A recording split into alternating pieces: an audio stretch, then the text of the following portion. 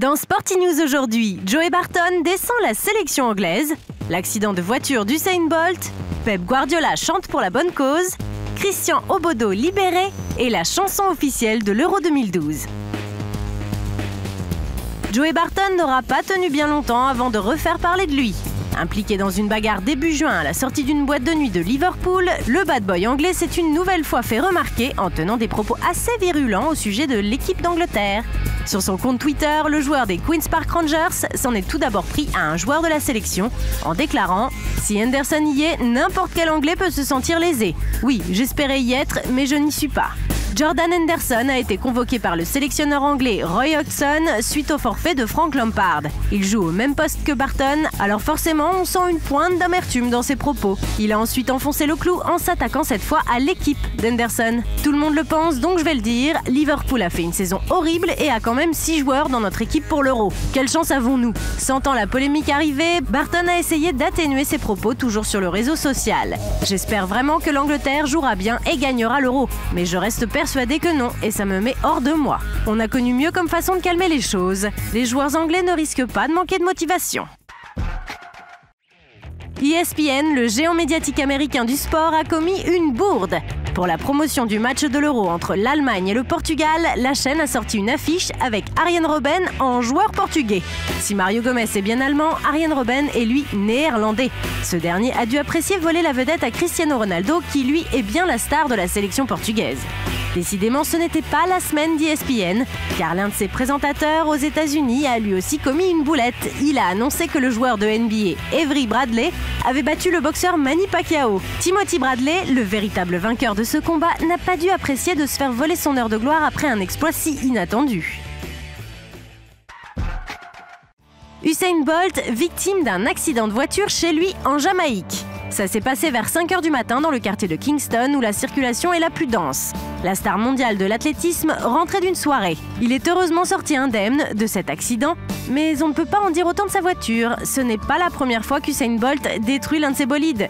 En 2009, il avait explosé son joli BMW M3 et s'en était tiré avec une légère blessure au pied. Il devrait peut-être songer à se déplacer à pied.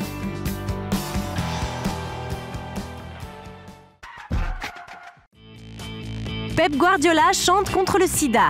L'ancien entraîneur du FC Barcelone a décidé de prendre un peu de recul par rapport au football. Pendant que la plupart de ses confrères sont en Ukraine et en Pologne pour suivre l'Euro 2012, Pep Guardiola a lui fait une apparition à Barcelone lors du concert caritatif Nos chansons contre le sida.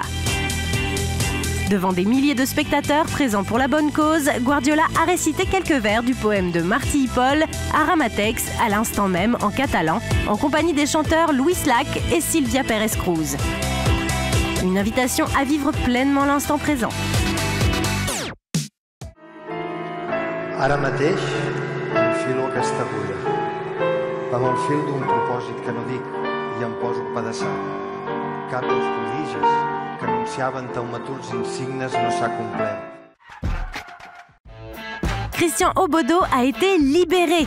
Le milieu de terrain nigérian de l'Udinese, 28 ans, avait été enlevé au Nigeria par des hommes armés alors qu'il se rendait seul dans une église au volant de sa voiture immatriculée Obodo 5. Plus de peur que de mal finalement pour le joueur qui aura passé 24 heures entre les mains de ses 5 ravisseurs. 3 d'entre eux ont été arrêtés. Les 2 autres se trouvent toujours en cavale. Aucune rançon n'a été versée selon les autorités du pays. C'est la toute première fois qu'un joueur professionnel d'un championnat majeur est ainsi kidnappé. Auparavant, des histoires de kidnapping avaient déjà touché le football, mais il s'agissait exclusivement des proches de footballeurs, comme la mère du Brésilien Robinho, retenu 41 jours fin 2004, ou encore le frère du Géorgien Kaka Kaladze, défenseur du Milan AC entre 2001 et 2010, retrouvé mort en 2006, 4 ans après son enlèvement.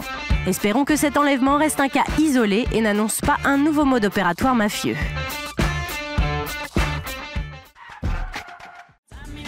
À chaque grand tournoi, sa chanson officielle.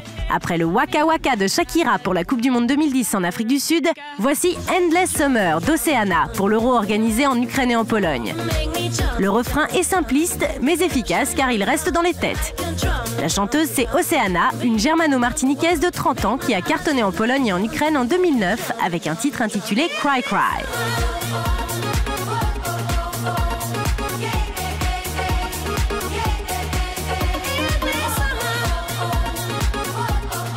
Let me see